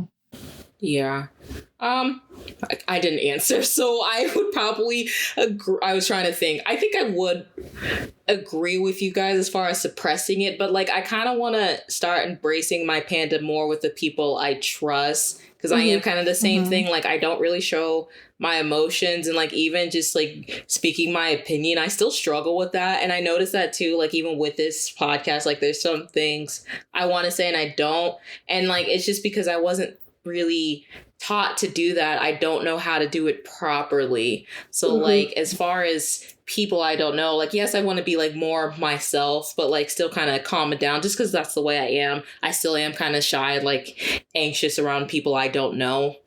I'd probably suppress it, but as far as like just like with my friends and family, I do want to try to embrace my panda more, if that makes sense. Like, so I'm still learning. Like, I don't want to make this too deep, but like one of the reasons I've just realized, like recently when I was doing like a professional development for like school, like one of the reasons why I'm just so hesitant of speaking my mind, of saying like what I want, what I don't want, is because of the social like backlash that I'd get. Because growing up, like I grew up around the time when 9/11 was like still fresh. So there was like that Islamophobia that still existed. So we were always taught at home to always, keep your comments to yourself. Make sure you're politically correct when you're saying something. You're not saying something so outlandish that people are just going to look at you like, this girl's concerning. So like, I kind of like internalized that. And like just recently I realized that is one of the reasons why I'm not as outspoken as I could be. So that's just that just came to mind when you were talking, Simone. Yeah, no, I get that. So that makes sense. Mine's more of kind of just like in the parent sense, like especially with my mom, it's kind of like if I wanted to say something, it was like, oh, you're just a child. You don't know anything. You'll know when you grow up, but like never really having discussions with me. Like, well, why there's some of that I know that now? Yeah.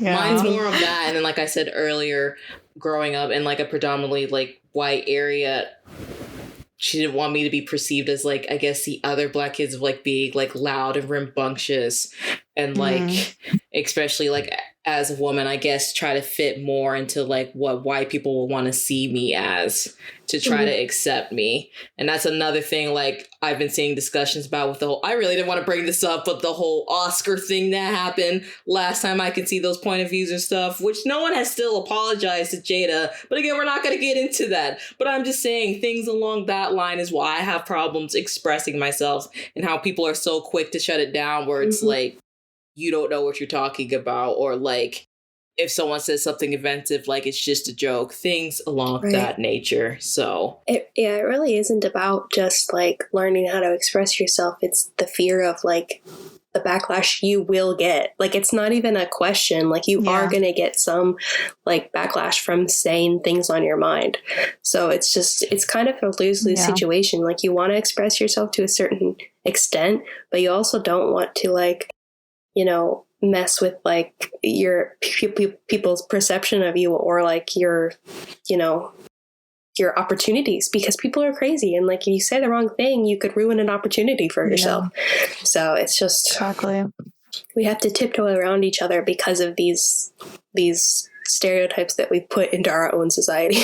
So like So that's why I said, like, society-wise, I suppress it, but, like, I want to embrace it more with friends and family. Yeah. So, I think people I trust. Middle ground, because, unfortunately, it's, like, the whole, like, you have to keep yourself safe. So, like, say what you feel like you can in a public environment to keep yourself safe while still expressing a part of your opinion, and then let it out more so with people that you know that you're safe with no matter what.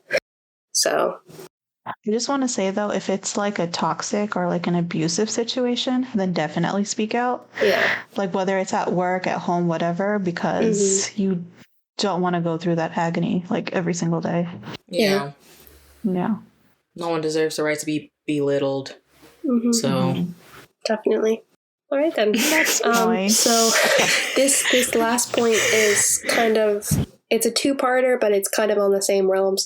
One, I want to know your biggest takeaway or lesson you took from this movie, and then your overall impression of the film. We're not gonna get into Ford Town. No, I'm joking. Okay, I feel like we talked about Ford Town. Is there more to talk about? I'm joking. God. Except for the fact that it is incredibly stupid that they're called Ford Town and there's 5 of them. Yeah, I'm sorry, but that's my agree with the mother. That's my biggest lesson. One. It's stupid. They can't count. It was just so funny because I've literally said this before, like with the K-pop group 17. I was like, why are they called 17 and there are 13 of them? That's still a lot, but still. Technically, it started out at 17. Yeah, to get them credit. I get the technicalities. I'm just saying, for someone who didn't know. Yeah. No, I agree with you. The first time I learned about them, I had to deep dive to figure out that they were originally 17. Because I was like, there aren't 17 members. Why are they called 17? Is there any other groups like that where there's like a number, but like the number doesn't match how many members there are? I don't think so. Isn't there one group, SF9 or SF7 or something? Oh, yeah, it's SF9. But aren't there 9 of them? They have 9 members, yeah. Yeah. Oh, okay, never mind. That's really all I can think of. Mm-hmm. I don't know.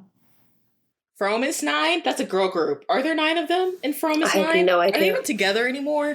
I think... Who knows? I know, I'm asking the wrong people. That's just another one I thought of off the top of my head. Mm-hmm.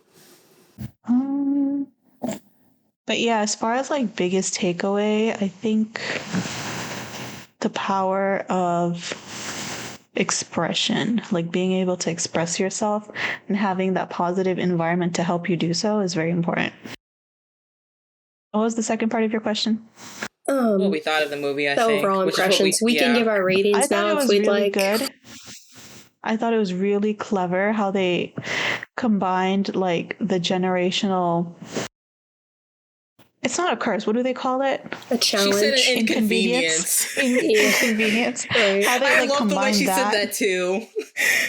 Yeah, so how they combine the inconvenience of turning into a panda and then like the inconvenience of like, you know, getting your period every month. Like that, it was just so clever how they like combined all of it. I really liked that they had diverse characters. Like you saw like a hijabi, you saw someone who is Sikh, you saw like people from all different backgrounds in that movie, which was really amazing to see. And plus it was in Toronto, like not even the United States. Yeah. So overall, I think they did a really good job as far as like representing all kinds of Asians and like all kinds of people. And not even that, just like the characteristics. Because if you notice like like why can't I say her name? Pyra? I think I've been reading Priya. There's been, I don't know why I want to say it differently. There's been like some things I've been saying, like to try to speculate like how she's goth, but because, you know, she's Indian and Asian and like how you are like with the way of how they present themselves. Like she can't show it in her dress, but she acts like it. And if you notice the book she was reading was kind of like an interpretation of Twilight. So, and then how towards the end she got along with that goth girl. So it's like things like that, like not even just like representation of like visuals, but also like characteristics. Exactly. Like and Abby was so funny. Well defined. Abby was just so like, what's the word I'm looking for? Passionate. Like, why are you so passionate about everything? She reminded me of like an activist, if I had to place her in like a category. Yeah. And then like Mei, like she, like her character was the dorkiest, the quirkiest. It was like, I loved her character. Yeah. It was really well done, I think. Abby said something at the beginning that made me really laugh. It was something about like, let's burn this like to the ground or something like that. And like, I just couldn't stop laughing. I'm like, oh, I like her. Right. Yeah. She's like a little spitfire. Mm-hmm. Like just screams out the most random things. I'm like, we would be best friends. Yeah. I mean, your turn. Yeah. I don't know. I mean, mine's pretty short. Kind of just going along with you guys. It's like, I guess just mostly just like self-expression and mostly really just finding yourself and like how we've been talking about finding that balance of like your what you show in society, and then like what you show on like a personal level, but just like especially with the generational inconvenience, not letting that shape who you are. Because like even towards the end when they were trying to get the mom's panda under control, like when May first found her, she was a child, so like you could see her regrets of like things she wasn't able to do to express herself, and like feeling like she just disappointed her mom on like every level, not knowing why, and like why that suppression turned into like making her panda so big. Just finding that balance to make sure it doesn't get that big. And that also helped her understand her mom more. Yeah, exactly. Because then like when she was taking her to the circle to get rid of the panda, you saw as her mom like, you know, got older. So I think one of the probably the best line in that movie is her saying that like, I'm so sick of trying to be perfect. Yeah. Because it's like impossible to be perfect. So to put those expectations on yourself in the first place is really detrimental. Just to point out, actually, I just thought of this, like the scene where you're talking about where they're in the forest and like the mom is just growing older. That actually sends a very powerful message that you don't always have to get help from people that are older than you. Sometimes your child or someone younger than you can help you get through something too. Yeah. So it's like, it works both ways. And I wish we kind of saw the dad more. Like, I know it was a movie about mother and daughter, but like the dad gave really good advice before the ritual when he found that camera of her and her friends just having fun. Like, he was like, this is the best I've seen you when you were laughing and goofing off and like being yourself. So the dad was very quiet. And that's another thing too. Like, come on, man. Like, don't be afraid to talk to your children. I think that's another stereotype in certain cultures is like the father is more like the stoic character that just supports from the background, but doesn't really handle a lot of parenting. Or like the emotional support either, really. Like it's wrong for men to be emotional. So we kind of discussed that a little bit in Love and Leashes. You gotta say that. Remember the scene where like she runs to the bathroom and like the mother was like, Jin, it's happening, and he just quietly backs away. he lights the kitchen on fire. He's so flustered. Like But even that was like, okay, that's a women's scene. He's like, and even like when she called him on the phone or she was like, Jin, get home. We have a problem. He's like, is it a woman thing? And she's like, no, because she was talking about the curse, but he was talking about like her being on her period. So there's some things he can give an insight for, and some things he can't. The things he can, especially for like the emotions and like, Do you think though she would have gone through with the ritual if she had not spoken with her dad prior? I don't know, because she had all those flashbacks of like how much she enjoyed it, but and how the panda helped her. If anything, he gave her the last push off the plank. Like she was already like trying to jump, but just a little extra boost. Yeah. But I'm not sure if she would have completely decided not to do it without him at all. Yeah. I think she would have decided not to give up her panda either way, but I do think, like Macy was saying, it helped her finalize that because she was brought back to that video that they made. Yeah. So I guess I'll answer the question as well.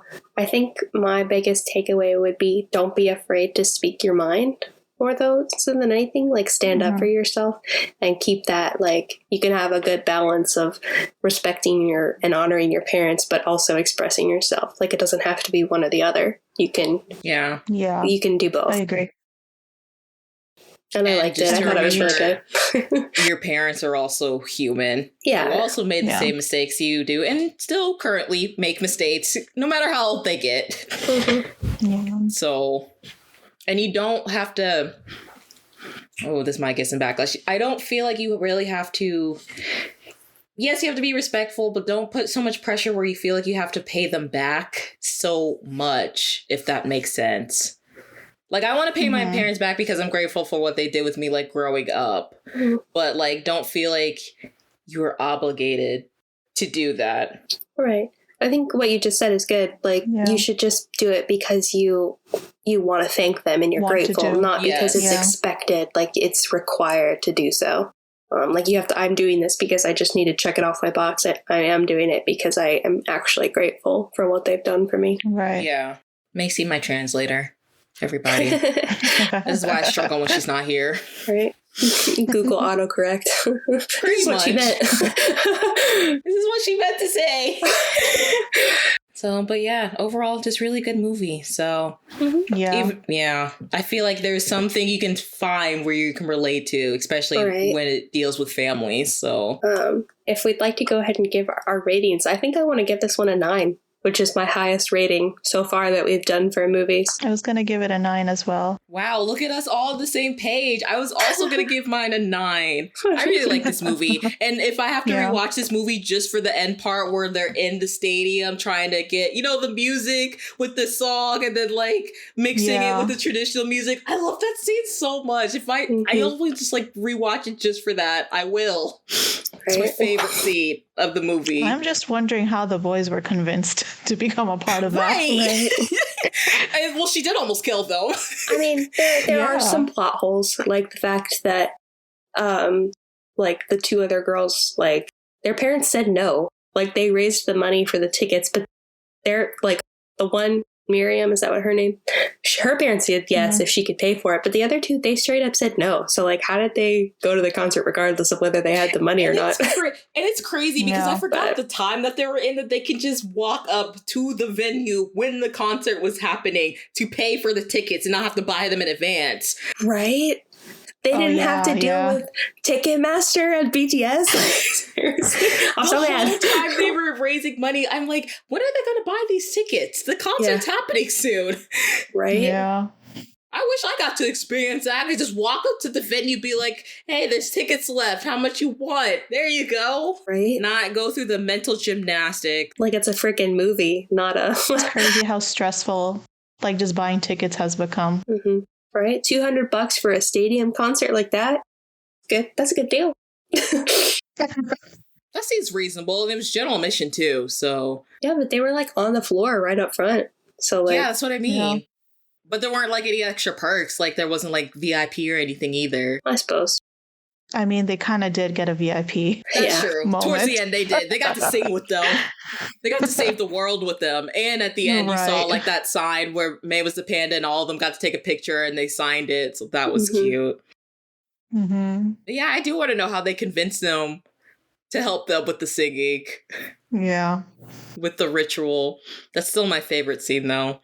Mm-hmm. Good. And their little dancing. I'm not gonna lie, I laughed a little bit too hard when they were like trapped up on the wires. But that part though, when her mom just came and her one eye was like peeking, that was scary. Like, I was scared for them, and they're all fictional. She's like, all the kids were like, "Oh, is this part of the show?" Right? That one girl that was like, "I want my money back." Yeah. Oh gosh. And she's like, this show is over. And then she's like, go home. Where are your parents? Put on some clothes. I'm like, oh my God. I'm so happy I've got into my fangirl. Like, I am kind of glad I've got into like my fangirling later in life because like I can afford this stuff. Mm-hmm. So like I don't have to worry about like my parents approving. I mean, I talked about it a little bit with Brianna, like when I live with my dad still. So I had to tell them like, hey, I'm planning to go to LA to go see BTS. And I had to hear that whole rant from him. Like, why are you going? Didn't you already see them? Aren't you wasting your money? Blah, blah, blah. I'm like, well, it is my money. So I am an adult now. I will see you in 4 days. See, you embrace your panda and you stuck up for yourself. I did. I'm a little sad I couldn't go see them in Vegas now. They turned Vegas out, apparently. It's all purple everywhere. Oh, wow. I need them to come a little bit closer before I can go. I need them to come to Florida, even though this might not happen. Come to New York. New York. Come on. I would be happy with Atlanta. That too. I'd be happy with Atlanta also, because it'd be easier for transportation. We can just drive there. So, it'll happen. I have a feeling. We'll see. This is going to be way have past. Have they come to Atlanta before? They were supposed to. Actually, no. I think they actually did when they were... Yes, but I actually do think they went there early in the year. Like 2015? They went there the year before we actually went to the concert in New York. Like the tour before that, they were in Atlanta. Oh, were they? Because, yeah, we talked about it. Like, they were there, and we talked about it, remember? And we're like, we'll go next year. But I thought that was ATEEZ we were talking about, not BTS.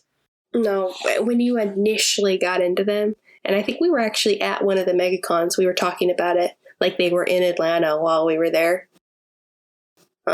We had mentioned that it would be cool to see them, but I have a memory of us in a Wendy's talking about this. I don't know why. Okay, I don't know either. And I don't know the last time we went to a Wendy's together. Apparently, like one of the. I have a distinct memory of us doing this. So whether it's my brain making something up or what.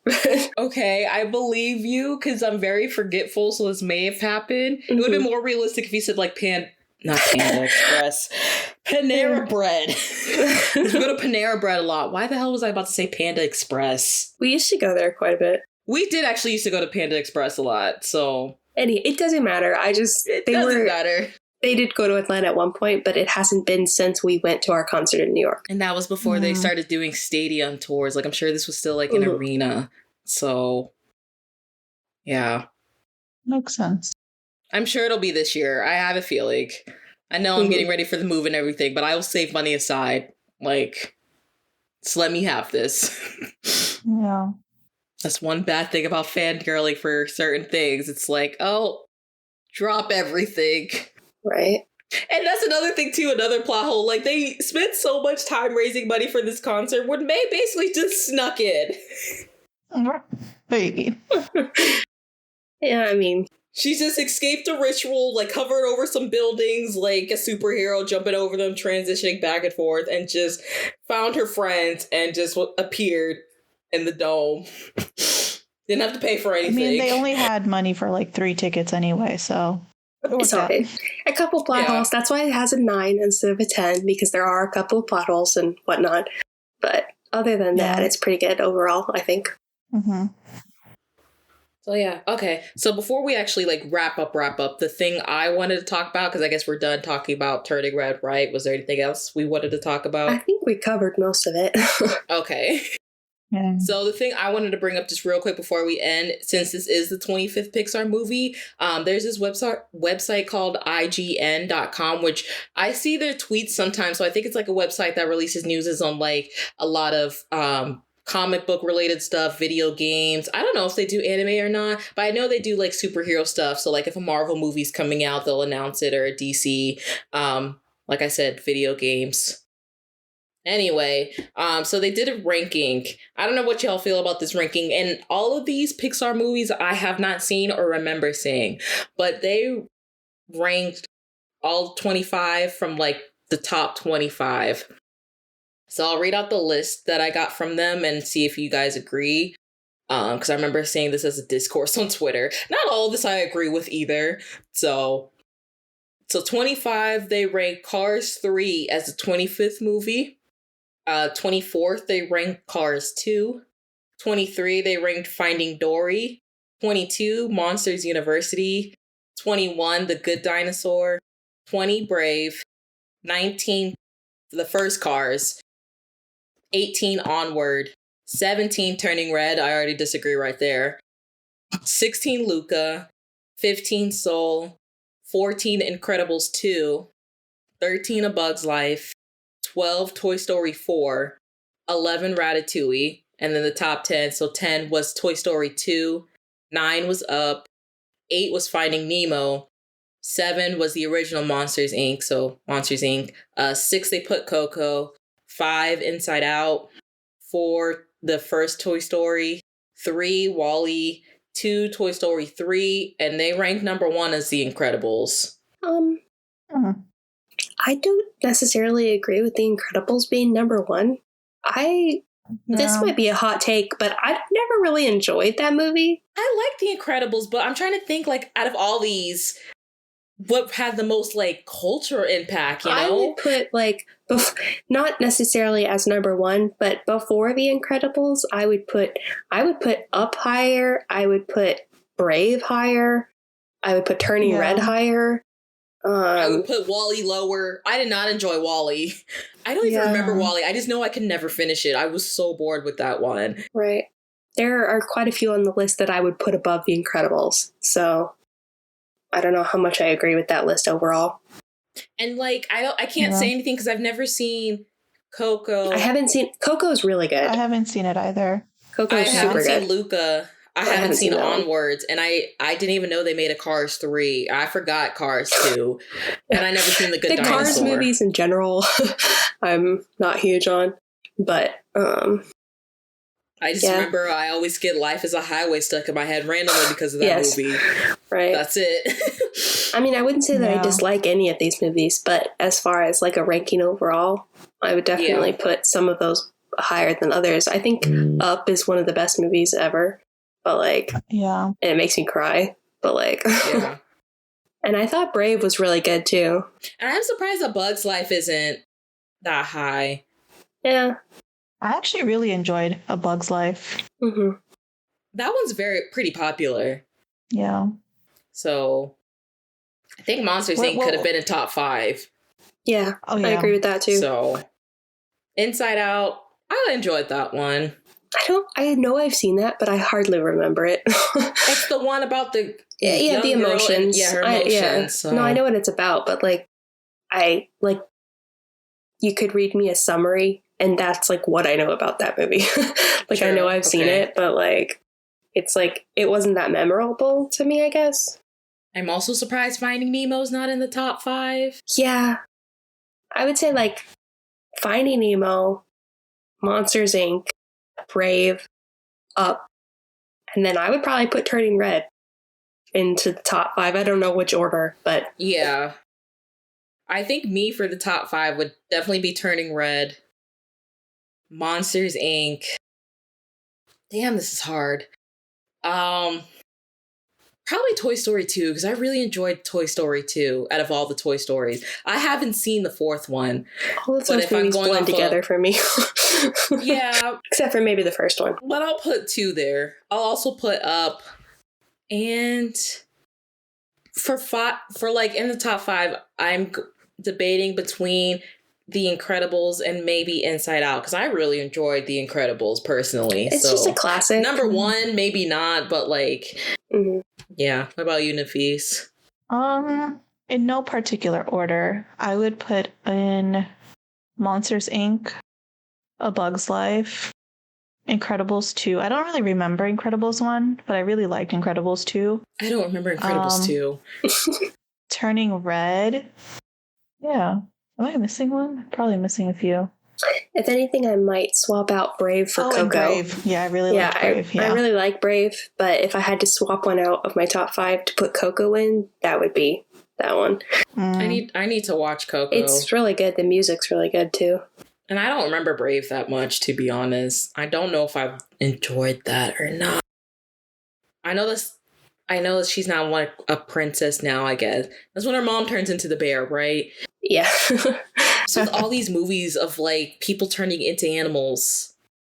And I enjoyed Soul. I know Soul didn't get there was a lot of mixed reviews on Souls. I'd probably put that in my top 10, not top 5, but I did enjoy that one. I have not watched that one yet, so I can't comment on it. Me neither.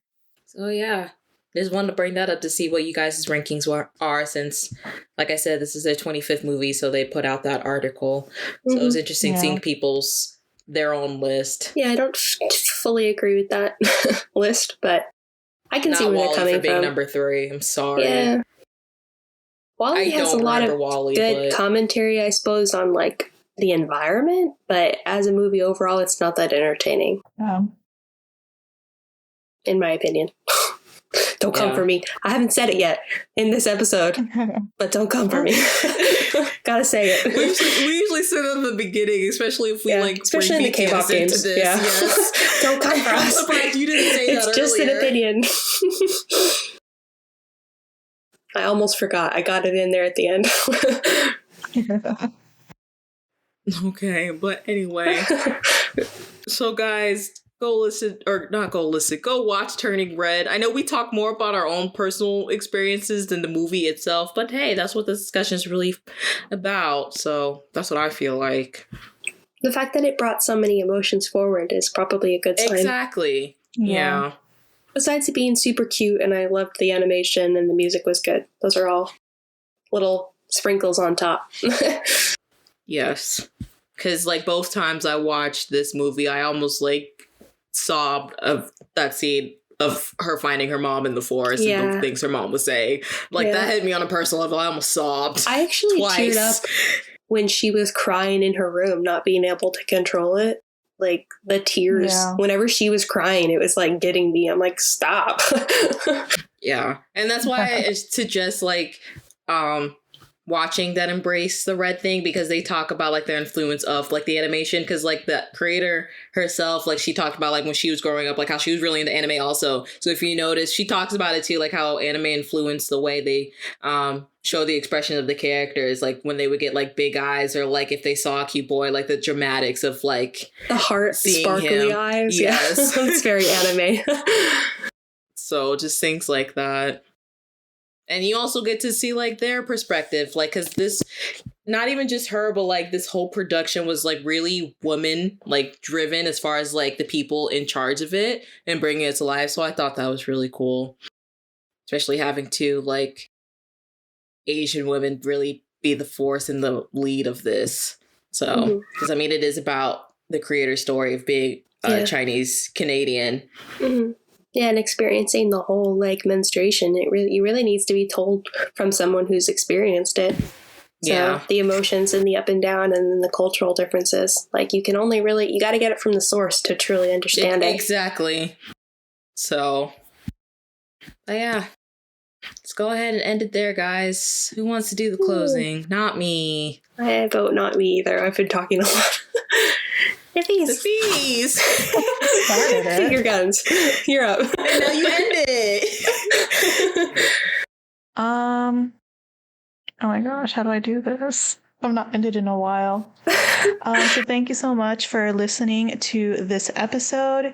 You can find us on any social media. Please make sure to follow us on Instagram. What else are we on?